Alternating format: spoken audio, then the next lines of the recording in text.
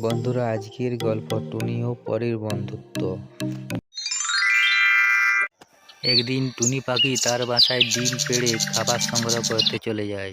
সেই ডিমের উপর একটি ডাইনির নজর পড়ে আর বলে, এত সুন্দর ডিম, আজ রাত্রিবেলায় এই ডিমটি খেয়ে নেবো আমি। পরী গাছে বসে ডাইনির সব কথা শুনে নেয়। রাত্রি না হতে হতেই জলপরী সেই ডিমের কাছে পৌঁছে যায়। পরী আসল ডিমটি সেখান থেকে নিয়ে চলে যায় আর সেখানে নকল ডিম এনে রেখে দেয়। তারপর পরী সেখান থেকে চলে যায়। তারপরেই ডাইনিটি সেই ডিমের কাছে আসে। ডাইনি ডিমটি খেয়ে সেখান থেকে চলে যায়। তারপর টুনি ফিরে এসে দেখে তার বাসায় ডিম নেই। তারপর টুনি পাখিটি খুব কান্নাকাটি করতে থাকে।